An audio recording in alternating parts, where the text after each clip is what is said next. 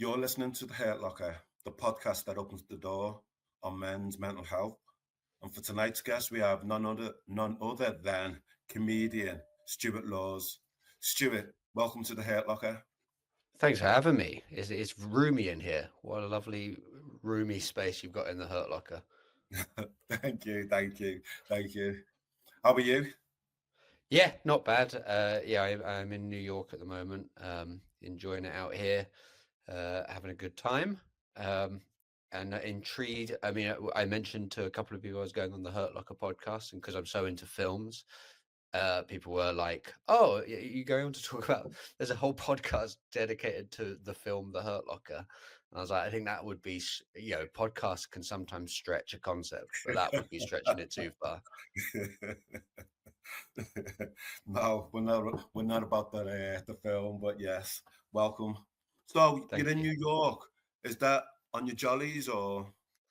So I work out here, semi regularly now, and my partner is an American stand-up comedian. So I'm out here sort of on and off, and then hopefully more and more so as time goes on. Okay, that's interesting. Tell me about America in your eyes. I mean, I've got my own views with regards with the new administration and that, and you're laughing there. Tell me about the hit. Tell me about it. Well, you know what? I've had to be, because my visa was in like, analysis or whatever it is that they do for like, a good 6, 7 months. And it was all in the lead up to the election and then after the election and all of that. And I was like, well, I just have to sort of keep quiet on all of this front because, we expected it to go one way, it went the other way. And demographically speaking, I'm in a group of people who I'm sure the administration pay very little attention to because uh, of certain things about me. But at the same time, I was like, I would like to work there, so I just guess I have to stay quiet on the issues for a little while. Not that I'm a particularly political Yeah. comedian, or I'm not like out there on social media, sort of. Largely, I don't. I all I use social media for is to put out my content and to like do like little jokes about stuff like that. So it wasn't just suddenly like, oh, Stuart's normally really vocal about politics and now he's gone quiet. It was just business as usual, but just keeping a little eye on it. Like I remember a couple of years ago, I did a tweet that was like, there've just been like a spate of people like having their iPhones stolen and then posting up like their photos had been gone to their iCloud of the person that had stolen the phone. Yes. And I did one where I just found a bunch of photos of Donald Trump where it looks like he's taking a selfie of being like, I've just my iPhone got stolen. I've just recovered these photos of the person who did it from my iCloud. And I was like, you know what? I'm going to just delete that one. It doesn't need to be up to imply that the 47th president of the United States of America stole my iPhone. Would you say New Yorkers are explicitly or interested in politics, as it were? Because I've always had this assumption that, I don't know, maybe New York is a bit distant from the rest of the country, as it were. It's a bit edgy and separate. Yeah, it feels like that. Like a bunch of people have asked me, how's it feel to be out there right now? And New York does feel like business largely as usual. And again, I guess that privilege of being sheltered from that somewhat, is helpful. That I'm sure there are a lot of people in New York who are feeling it, very badly, but largely as a whole, the city just seems to be carrying on in the same way that London has that vibe in the UK. In a way that, like, Liverpool has been a very political city Yes, for many, many years for a yes. vast different, selection of reasons. In that, yeah, like if anything, London can sort of be its own island and New York can be its own island in some ways. Understand. So were you falling out of love with London and England, or? No, no, my hope is that I will sort of split my time relatively evenly between the two. And, if I've got work in the UK, I'm there. And if I've got work in the US, that I'm there. And, I've always wanted to sort of live in America. I've always like loved, I grew up watching films like The Hurt Locker, Yeah. and American films, and sort of, had this sort of like low key obsession with it, that now it sort of is like a reality. I can really delve into sort of like what is actually quite mundane. Yes. It's very similar to London. It's very Okay. similar. So tell me, who is Stuart Laws? For the benefit of our listeners, who is? How would you describe yourself? I'm a comedian. I'm a director, and I've been doing comedy now for like 15 years or so. And it started as a way of me sort of being able to like do creative stuff like immediately, with that quick turnaround of like, you have an idea, you say it on stage that evening.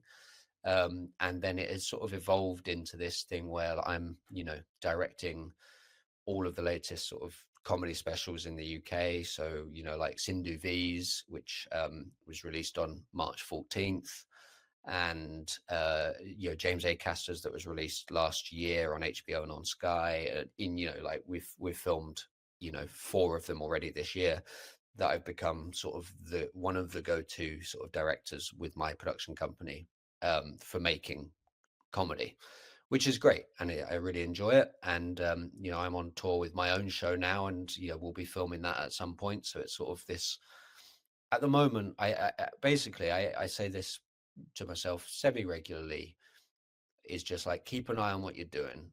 Like, are you still maintaining sort of the standards that you want to achieve? Are you enjoying it? Because like, you can't keep doing as many things as you're doing for the rest of your life. You're going to have to eventually sort of narrow it down. And something I've gotten better at in the last few years is saying no to people. It's something I used to be very bad at Why? doing. I would Why just say was? yes to Why? everything. Why was that? Were you a people pleaser? Yeah. People pleaser, and like had like an element of like, well, I've got to keep on going. I've got to keep making this stuff, because what if this person is like the key to like the next level, or like I say no to it and it's like a really fun thing that I missed out on, that I'm like, well, I should just say yes to it, because it might be that key thing. And I think it's like a scarcity thing, isn't it, where you're like, I'm not sure where my next paycheck's coming from, whether we're going to pay the bills this month or whatever, so you just say yes to it all. And I realized that I was like, burning myself out with that, where you just can't then do everything that you want to do to the standard you want to do it at, because you've said yes to too many things. How do you make that decision then, in terms of what to let go of and what to pursue? Yeah, it is a difficult one. I guess there's no hard and fast rule to it, is there? It's just, if something really excites me, then bam, I'll do what I can. I'll move whatever I can to do it. But like, essentially, I basically have a blanket no rule unless something excites me so much that I'm like, I can't turn it down. And then obviously, aside from that, there are like, but when it comes to like directing or production company stuff, um, if the budget's there, we'll do it. Basically, we'll find a way to do it, because you've got to do that. You've got to pay your bills. But when it comes to me as a director, as a comedian, as an individual, I'll say yes if it excites me, but otherwise it's like a blanket no, where like I will just reply and be like, look, I can't do this, but here's some suggestions on where you could go, or some advice. Where I'm like, if I am saying no, the least I can do is do 2 paragraphs explaining how this person could make this thing or do this thing. And that, hopefully is like assuages my people pleasingness. Tell me about growing up then. Where was growing up for you? Did you have siblings? Yeah, so I got a sister. Grew up in the sort of Slough area, which is like west Okay, of London, sort of okay. near Heathrow. And then when we were younger, I was like 10 or 11, something like that, like moved to a place called Chalfont St Peter, which was, we got buffered around a few places, because we got like kicked out of a house because we couldn't afford the repayments, and had to move in with grandparents, and then eventually landed on our feet in an area that then basically in the next 10 years became one of the like places to own property.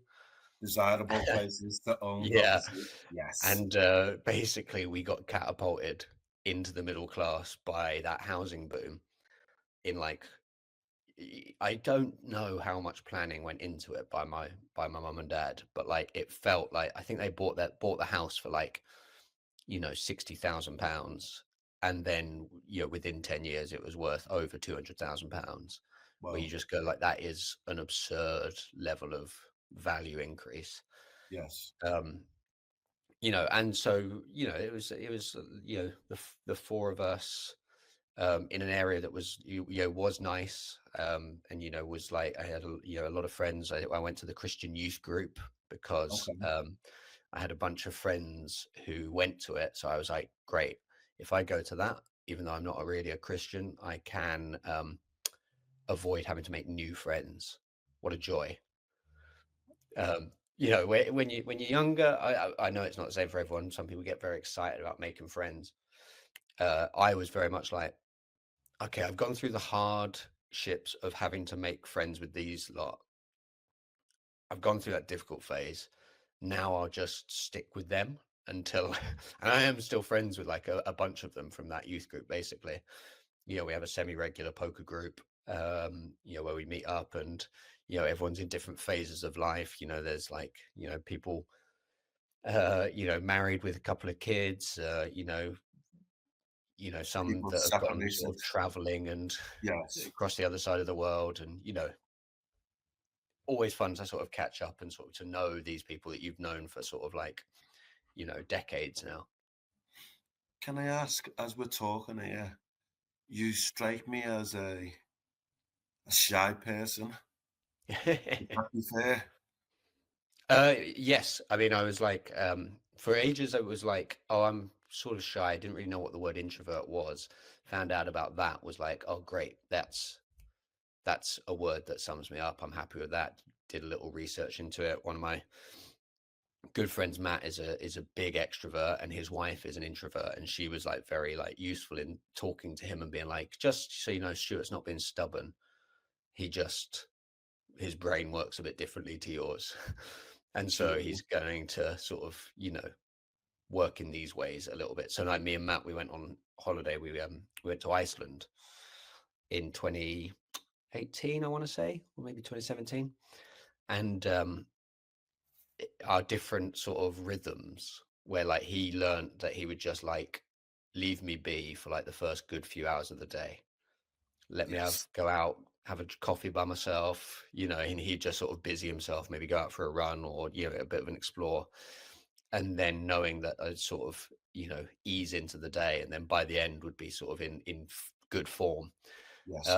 And you just sort of go, that's nice to have a like a friendship that's so long and developed that they can like adapt and learn those things Absolutely. about you, and I could you know hopefully have like adjusted things, or like been aware of like things that he values, in the reverse way. Would you consider yourself a private person? Oh, thoroughly private person. And it's literally been in the last couple of years with stand up. I would, as someone who wants to be creative and wants to make things, and wants to make things that are like connect with people, you Yes. have to sort of find personal things to touch on in that. But I've always been very like careful to sort of like put it behind a few layers of like artifice or fourth wall or stuff like that. And in the last couple of years, my stand up has sort of pivoted to being more personal, which has been a thing I've been trying to do for years, but it never really found the way of doing it. And now I am in an interesting position where still I want that privacy. I want to be able to, think about things, work on things, not have my entire life out there. But Yes. also, if there's something about my experience that I feel is useful, or like funny, or could connect or be helpful, in some way. I do want to talk about that, and I think that's just a product of aging and a product of being more confident in who I am, basically. Okay, thank you for sharing that. And I was going to add, it seems like you've been leaning over the last few years into this sense of vulnerability Mm, whilst exploring yourself. yeah, yeah. It's not. I'm trying to think. There was like someone that discussed it where it was like it's easier to be vulnerable on stage sometimes, and and in your public work, because there is that element of like, yeah, but maybe I am lying, so, or maybe I'm sort of telling, maybe it's not quite fully true. You sort of hide behind that a tiny bit, um but it is like, um you know so for some people, vulnerability, it comes very easily, and they can thrive off of that, and there's like an energy to it. And I think, like, for me, it was always like a slight element of like, well, you can't show that. You've just got to be pretty solid, keep on going, and sort of not rock the boat, as much as possible. Okay, thank you. Thank you. So, as you know, this is the Hurt Locker about Yeah. men's mental health. I've been fortunate to interview loads of comedians, your side of the pond currently and in the UK, etc. And it always fascinates me how a lot of the comedians wear masks, as it were. I mean, you've alluded to that. They've worn masks. And I'm asking, what's in your Hurt Locker? What Interesting. have been your struggles? So this, yeah, it's sort of, I guess everyone there's a multitude of things, that people can call on, or work out how it all intersects, in a way. And the show that I have just put out as a special sort of is like a culmination of like something that I've been like circling for many years, Okay. which What's it is, called, the show? the show's called Stuart Laws, Is That Guy Still Going? Okay. And it is a Okay. show that is about being vulnerable, and it's about being, sort of easing into the swimming pool of vulnerability, sort of centimeter by centimeter. And um, it ends basically with a discussion about grief. My father passed away just over 10 years ago now, and the show started as an exploration of a concept that, and I don't think is original, but is something that I was like circling, called, that I was calling long grief. And this, to me, I was like, I don't want to talk about like, oh, he died and that was sad, because I feel like that is a pretty universal, pretty like, it's pretty like rote thing where you just go, yeah, of course, someone it was a big part of your life passed away, is no longer here. Of course, you're going to be sad. To me, I was like, what's interesting is the feeling of like, I started writing the show maybe 5 years after he passed away, of this feeling that will never leave you, that there's a permanence to it, and it can arrive at unexpected times in unexpected ways, basically. And it could be as small as like recognizing the font on a shop front and it being somehow related to your relationship with them. And like, you can go through, months, years, sort of just joking, being lighthearted about, their passing or them being dead.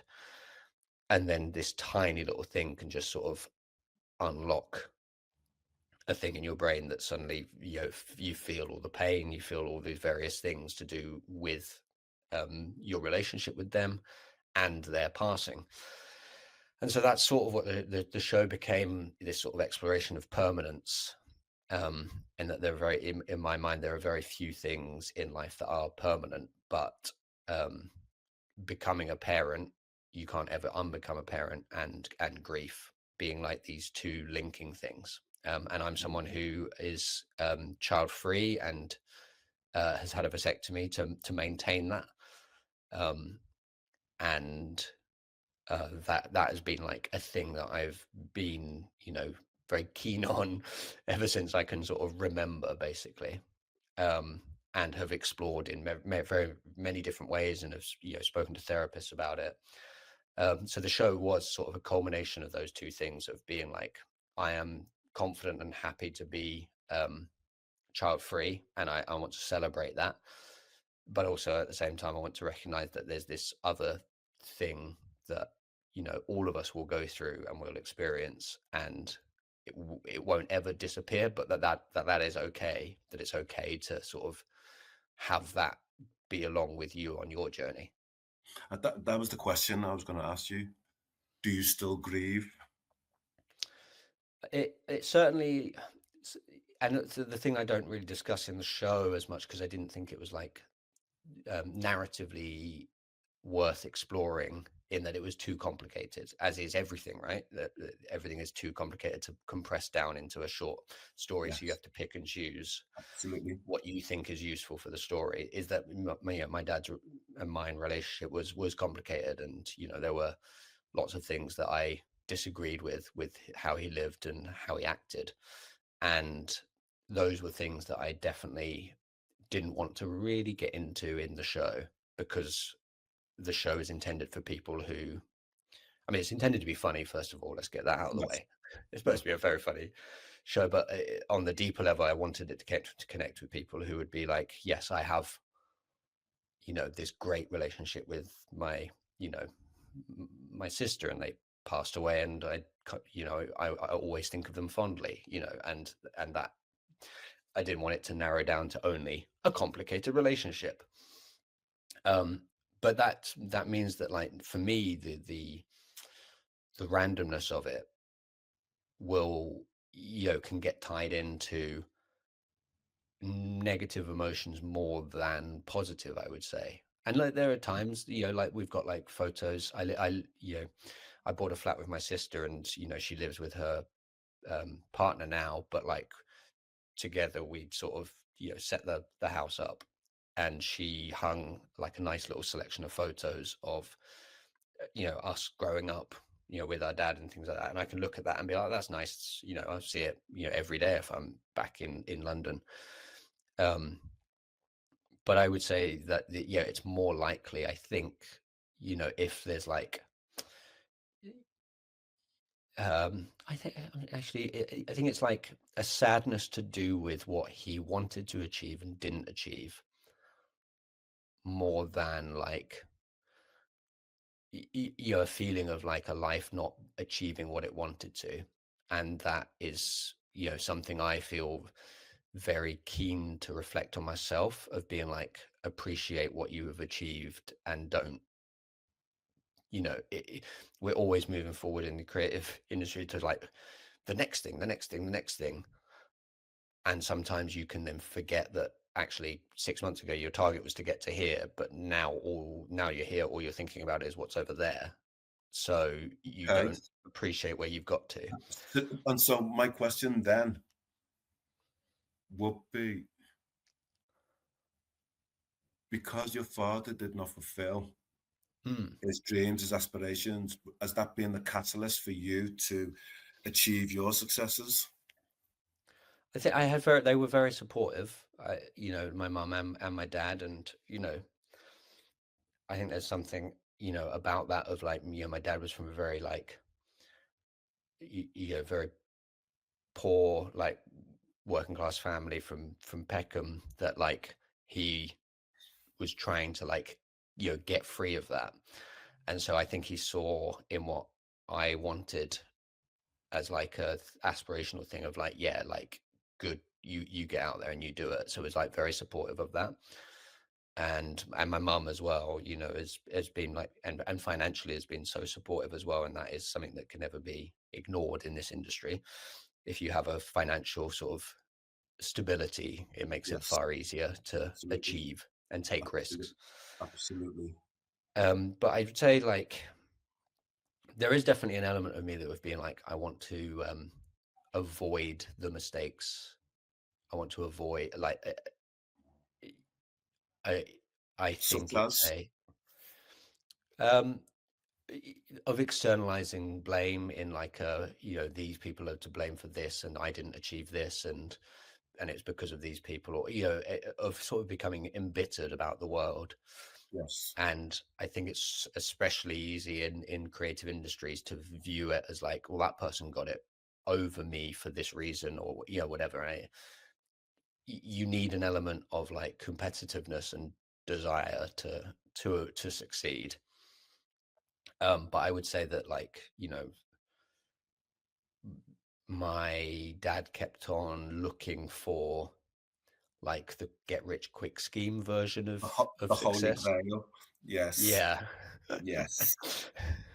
I like Yes. that. That is a little like nod of you like, yep, I know this sort of person. I know this type of vibe. And it's like, I want to obviously want success and I want to appreciate successes that I've had, but I don't want to ever ignore the fact that it's always hard work and you know um not getting bitter about the situation, about sort of you know not forgetting why you wanted to do things, the happiness that it brings you, the excitement, and to just you know have that commitment to doing things without getting dragged down by sort of all of these surrounding things that are so easy to get Absolutely. dragged down by. Absolutely. And Can I ask, you made the comments about, you know, 6 months ago, you wanted to get from A to B. Now you're at B. You're yeah. already looking forward and all that. My question's this: Are you? Do you recognize when you're present? Are you present? Hmm. Um, part of it, right, is the people pleasing thing, is that I can lose that sense of presence where, like, I got to act in a BBC sitcom last year. It was a very small part, but I was very excited to do it. It was like a thing that I'd been wanting to do for a while, and had, um, auditioned, got the part, and got to go and do it. But in amongst that was like 7 other things going on. And because I only had like, 5 or 6 lines, it wasn't like I had to do so much prep that I could only focus on it. It was almost like it was small enough to allow other stuff to get in. Yes. And there came a point on filming that where I did just have to, like, you know, I was on set for a day, and traveled up the day before, where I did actually try to shut down everything else to be like, no, this is something you've wanted and you've got there, so now you have to actually be here. And it's Okay. something that John Kearns, a brilliant stand-up comedian, has his advice to like newer comedians is just to be present. And I think doing stand-up, that is by far my most enjoyable state, where you get on stage and you are there and you're not thinking about other stuff. You are literally there for that room. You're not thinking about whether this gig will get you another gig. You're not thinking about whether there's someone in the audience who might get you to the next thing. You're literally, Yes. it's you, and you're in that pure thought sort of performance stage. And I want to be there as much as possible, but it can be tough sometimes, especially like, you go on tour and you're like, oh, right, okay, so I've got this tour date, but like I'm not selling very well in this tour date, so I need to sort of be thinking about how to promo that. And do I do something at the end of this show where I say like, hey, if you know anyone in this town, let them know about the show, and you're trying all these different things, or you're like, no, narrow it in. Yes. And I find it much easier, interestingly, when it's other people's projects. So like, directing comedy specials, I find it so much easier on the days or in the lead up to it, in the prep, of just narrowing my focus and being like, this is the project you're working on, and it's because it's for someone else and I don't want to let them down. Whereas I'm like, That's if I interesting. don't succeed fully in this stand-up show, I'm just letting myself down. That's fine. I can put up with that, because maybe I'll be a bit of a dick to myself, but I'll be all right with it. Okay. That's interesting, that. Because as I was listening to you talk, and I was thinking before, your self-talk sounds kind of positive, but sometimes, as you say, you can be a bit of a dick to yourself. I can just give myself, I cannot foster the perfect conditions for my own success Okay, because I'm trying to make a success of so many different things or trying to work on so many different things. okay, And ultimately, all of that does foster a larger success. But, you know, sometimes you do need to just go like, no, no, your focus is 100% on this thing yes, right now. yes.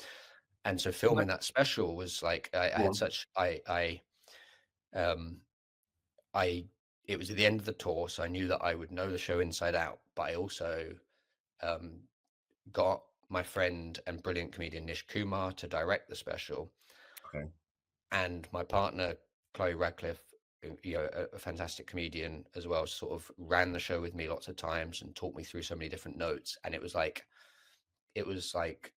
a lot for me to like go to these people and get that help.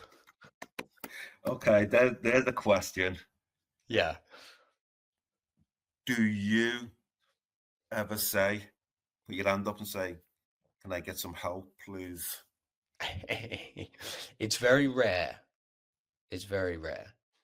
And it's something that I am trying to be better at.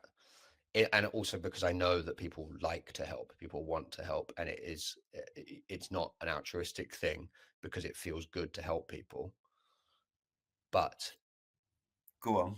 it doesn't come naturally. Okay. What does love mean to you?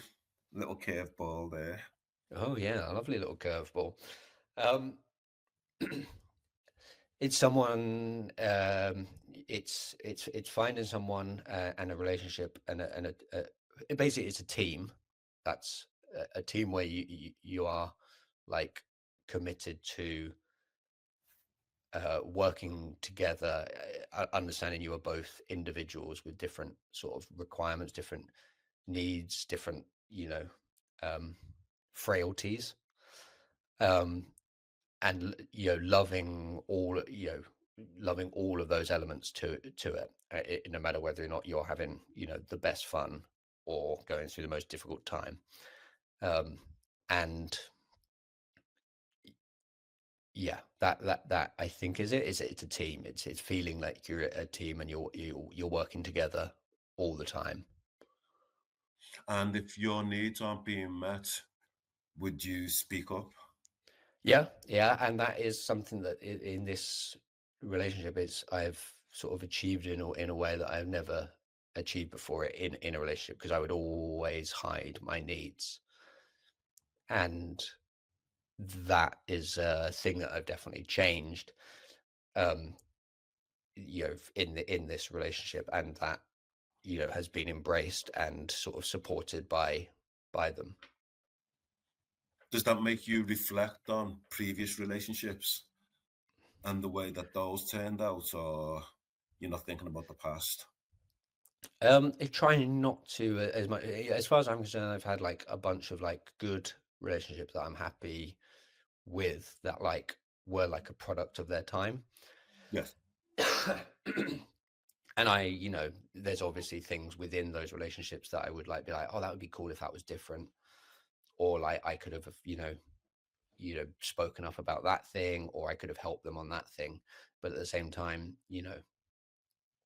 that is a thing in the past, and I don't think there's anything significant enough to be like, well, that you know is going to be a lasting bad thing in the world. you know Mm. and there was like a relationship that I was in where she wanted to have kids, and I was trying to convince myself to want kids so as to sort of be what she wanted from the relationship, and tried to keep an open conversation about it, and just couldn't bring myself, could not do it. Couldn't find it in me to want to have kids, and so we broke up. And we talked about it, and that's when I'd started to go to therapy to sort of discuss those sort of things. And actually, it was weird because therapy was the one that made me real was what made me go, oh, it's all right to not want kids. Absolutely, Yeah. absolutely, I'd spent absolutely. multiple years being like, okay, so you are the bad guy because you don't want kids. So you need to change your mind to make sure that you can give this very lovely person what they want.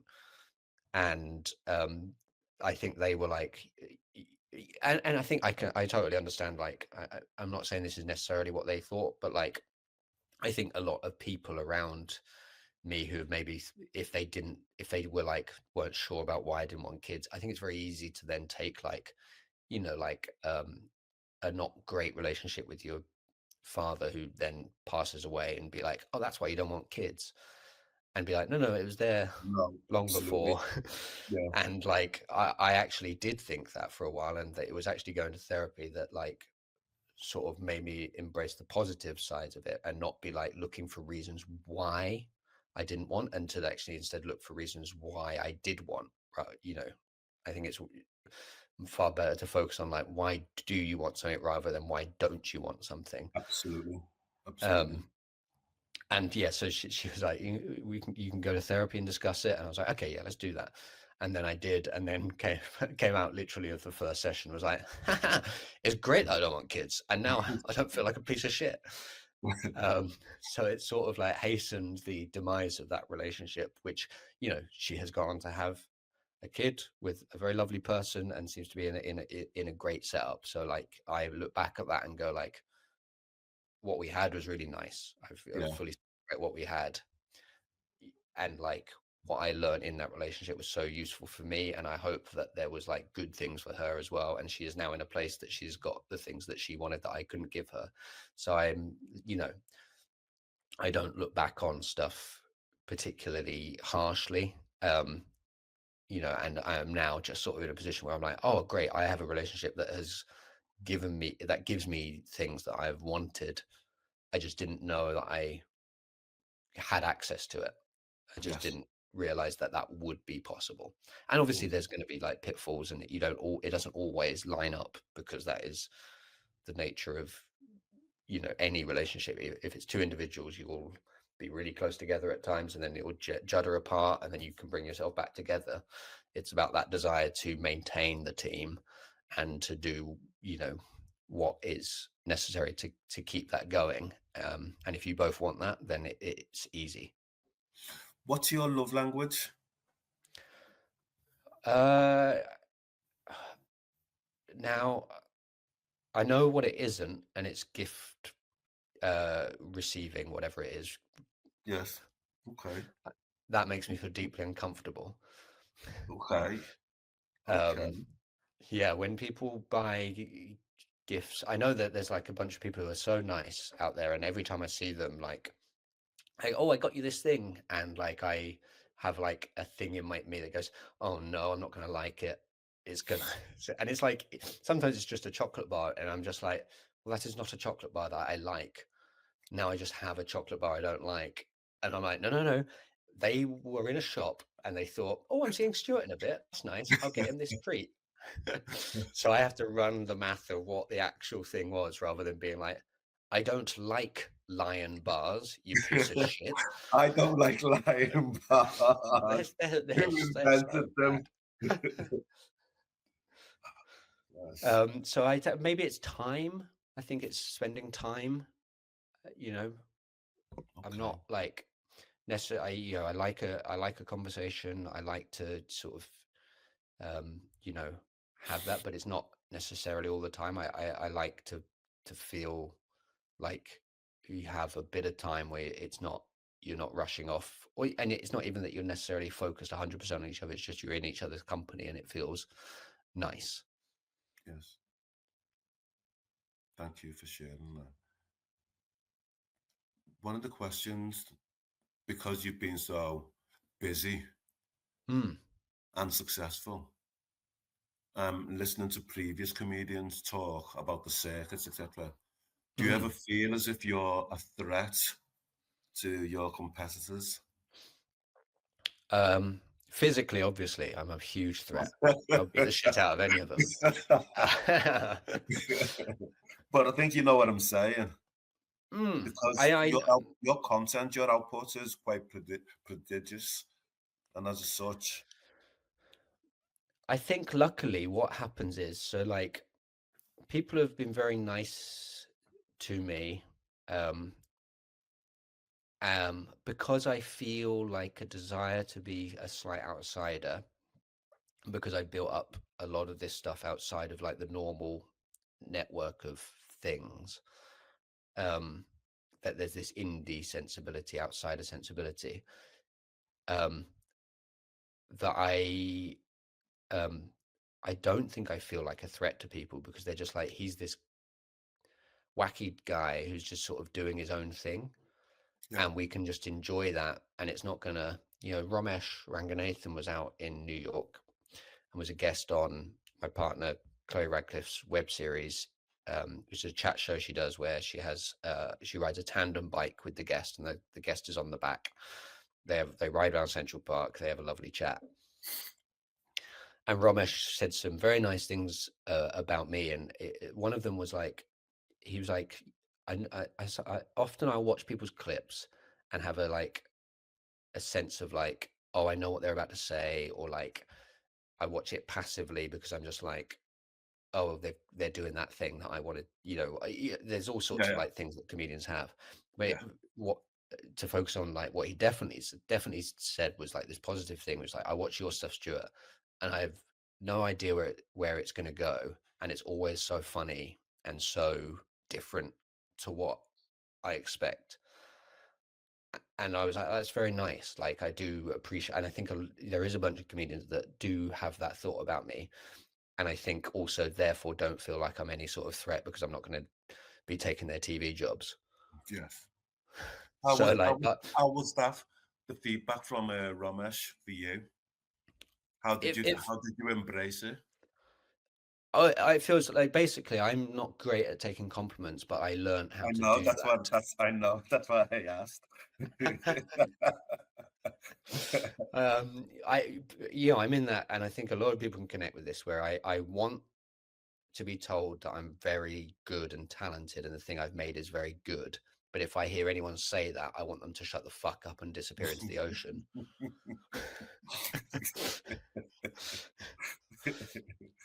And I'm sure a lot of people connect with that. And yeah, Ramesh Absolutely. saying it like, I think Ramesh is an incredible comedian, and he has a work ethic in the same way, like, and I to hear that is like, oh great, there are like, I think this industry is sees what I do, likes what I do, and that does feel nice. What I need to get better at is like converting that into like the work that I want to do, and I think it's slowly happening, and like commissioners and producers are paying more attention to what I'm doing. Good. um, and I'm hoping that sort of working over here in the US will be helpful in that regard. um, but I think I need to, yeah, be better at like advocating for myself, and something that is something that Chloe um, has sort of taught me about, because for a start, she's American, so it comes naturally to them as a It, species. definitely it does. Definitely it does. But like, I Yeah. think like a little of that sensibility is useful, and like I know that I definitely had it, like in my early 30s I suddenly sort of went, oh, I'm not like a child who's sort of stumbling around, doesn't know what he's doing. I have a lot of experience now, and I think it's and now that I'm 40, I'm like, well, I even I have the CV that proves that I know what I'm doing. Absolutely. And I can't, it's fucking annoying to deny that at this point. It's sort of this sort of like, and you see that with a bunch of people. They like this like perpetual childhood, like, oh, I don't know, I'm so wacky, I don't really know what I'm doing. And you're like, no, No, don't you've play that got to card. acknowledge it. It's not charming Absolutely. anymore. Absolutely. And so yeah, I Absolutely. am like better at that, and certainly dating an American has helped me get better at now advocating for myself, of being like, you are good, you aren't Okay. here because you're bad. Okay, good. And that was that. I think my point there was going to be about how does it feel with that spotlight being shone on you? That's a So this, qualification. yeah, well, literally at the Edinburgh Fringe last year, I paid for PR for the first time, and that is the secret to success, as we've already,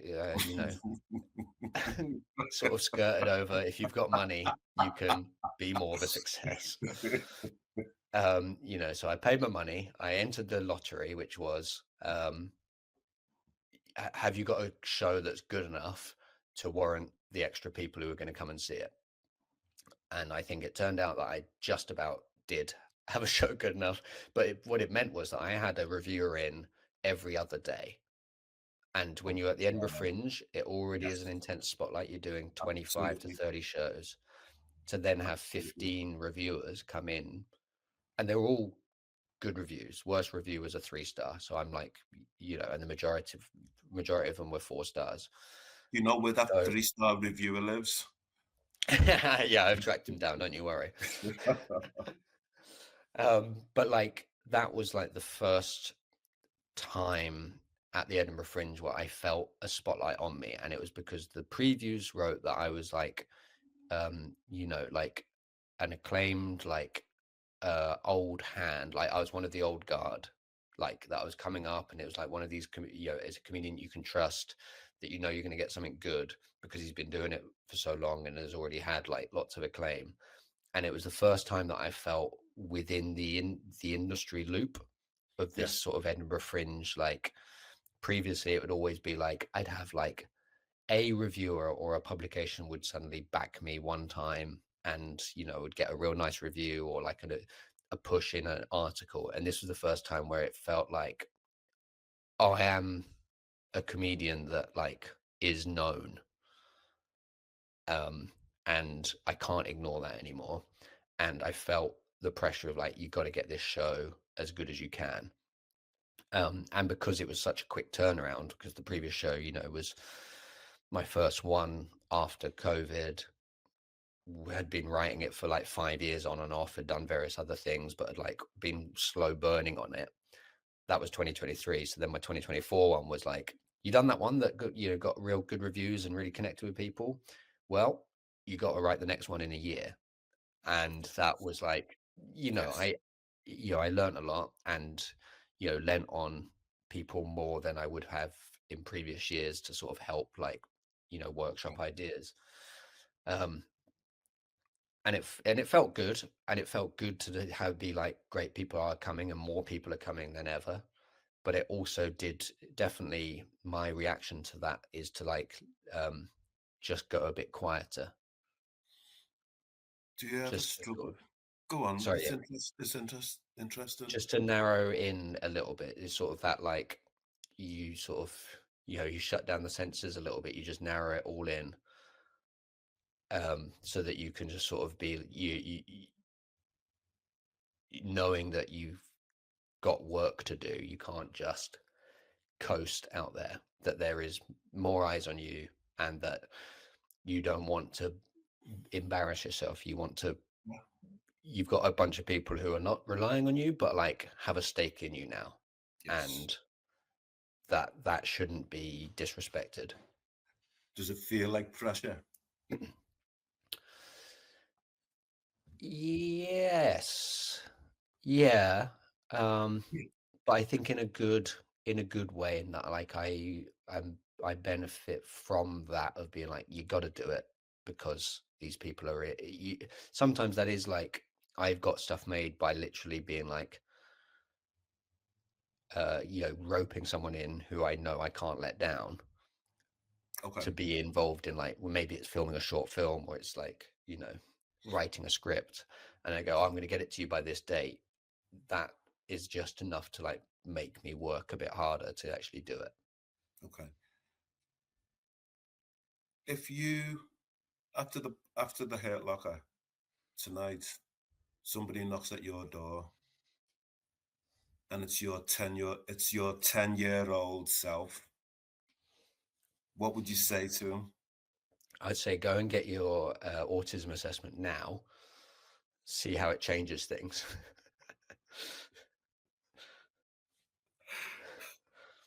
um, yeah, and I imagine, yeah, I mean, it would definitely change things. And I wonder, I'm, The problem is that you can't ever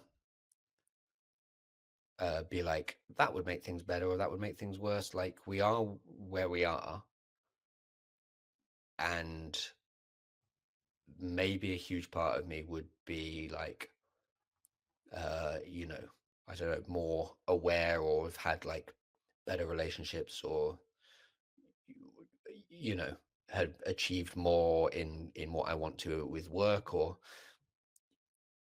there's like so many different ways that a person can change. And I deeply value having the awareness now of where I am, but I'm also very appreciative of the fact that it has come on a relatively like long journey, and that I think that all of those steps on that journey have been valuable, even when, you know, things have been tough. Um, so yeah, it's always a difficult one. It's easy to be like, oh, that would make things so much better, but you just don't know how stuff changes. Yes. And you know, staying sort of confident in yourself and like supportive of yourself is more important than, you know, external factors. When did you have your assessments? So July and August 2023. So yeah, coming up for 2 years. How did that feel? Um, it was, I think, challenging for my mum. I felt like it was like a step that I was like, I would like to get this done. It felt like a thing on my workload of like, I just need to get this ticked off, because I'd spent a good couple of years sort of building up to it, and, you know, trying to get it booked in or working out whether or not I do it this way, speaking to people, researching, etc. So it became a thing of like, I would like to just get this done and to know either way.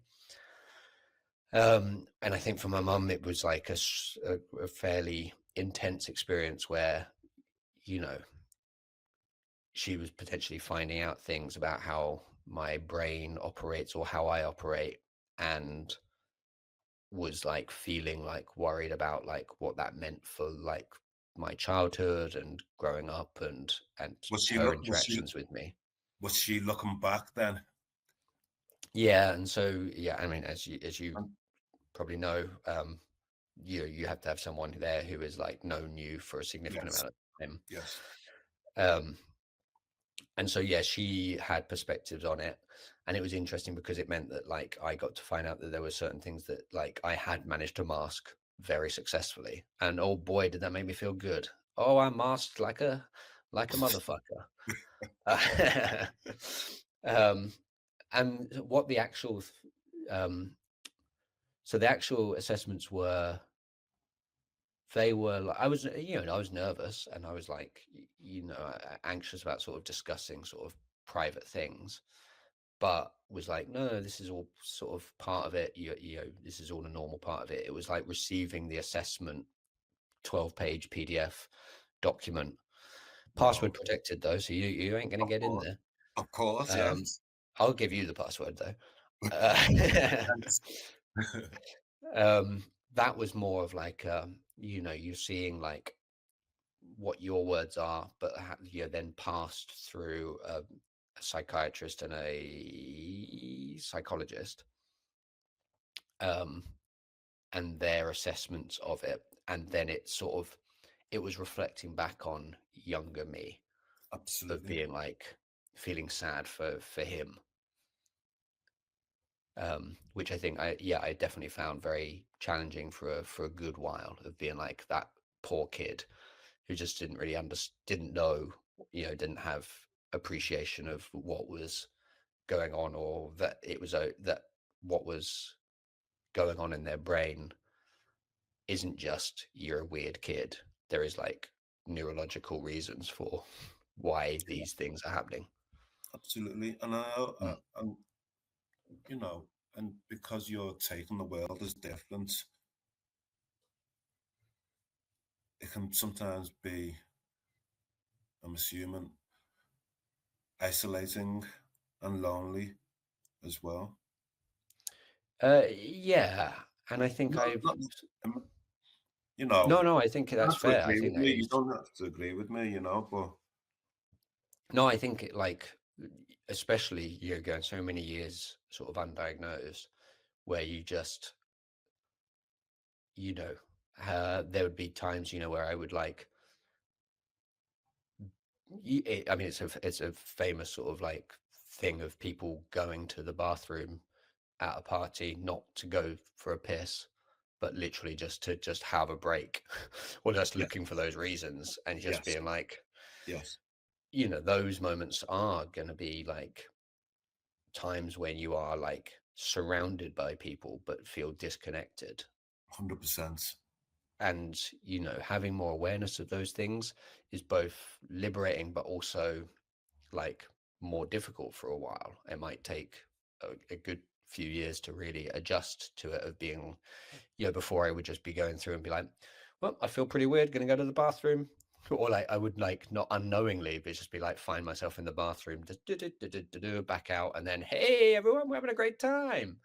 Whereas now I'm stood there going, ah, your senses are overstimulated, and this person is talking way too close to you, and that is causing Yeah, some stress, or the conversation is so boring and small talky that there is nothing for you to grab onto here, and your brain is like fizzing on lots of so many different things, that I'm like, and now I know that that is what is happening, is like a slightly different difficulty to overcome. So like there is a fun, there is like a lightness to ignorance sometimes, and sport. ultimately I want to know, and that is better for me. And even in our relationship, my relationship, a huge part of it is discussing everything, and having that openness is like ultimate. Yeah, and we won't always hit that, and hope sometimes you just need to do a speed catch up or whatever, or an argument that sort of accelerates, opens that back up. But Yes, like ultimately knowledge is the thing that I want to have, because then makes it so much easier to make decisions, or you know uh judgments on how you're feeling. So yeah, I am happy about it. It's just an adjustment period, really. yeah. And your relationship with your mum now? It's good. I definitely think that there's like still like an uncertainty with people who are like close to me, to be like, well, what does this mean? Does this change things? How does it? And occasionally with people, I've noticed like an unwillingness to use the word autism, um, where it's sort of like this like, is it bad sort of thing? Um, but like relationship with my mum has always been pretty solid, but it's always been pretty, and solid I think is the good Yeah, term for it. Um, yeah. and my mum and my sister will have arguments, and I don't have arguments, and I'm like, well, Yes, what you get from that is you get like highs and lows. yes, With me, you're going to get the 5 and 6 out of 10s. yes. Thank you for sharing. Can I ask, what would you sacrifice? What would I sacrifice? What does it get me? Does it like get me eternal youth? Or If is this that's too what you late for want, yes. that? But there's a password to that one as well. What would I sacrifice? I mean, it's there are like there is stuff to do with autism that I'm like, would be fucking great to not have that. I don't know if that's what the question is really, but like there are definitely times, and like I feel like sometimes the communication around all this stuff is that you're supposed to just be like, no, it's positive, and there is no bad side to it, and we be fully supportive of all, you know, disabilities, however slight it is in my uh, example. You just go, no, my life is more difficult because of it. So we shouldn't ignore that fact. It shouldn't just be like, you know, you're autistic and that is great. You go, well, it's sort of shit in a lot of situations. It just Yeah, sort of, you know, just because I've learned sort of coping mechanisms or like ways to express it and to cope with, to deal with it, which I think are valuable and like are helpful to me, doesn't mean that as a whole holistic package, the entire thing is good. Yeah. Thank you for sharing that. Can I ask who's the most important person in your life? Chloe, yeah. Hmm. If I said you're wrong, if I said it's you, Well, then I'd say you're wrong. What the fuck's wrong with you? This guy can't be this guy. it's you. You're the most Okay, important yeah, okay. It person. was a question. You got me. Do you think? I don't think of it. I don't think it was a trick Well, question. it is good. It is good because you're like, I'm sure that some people immediately answer that. They go, "Oh, it's me," Very and few. is it? That's good. That's interesting. Very, very few.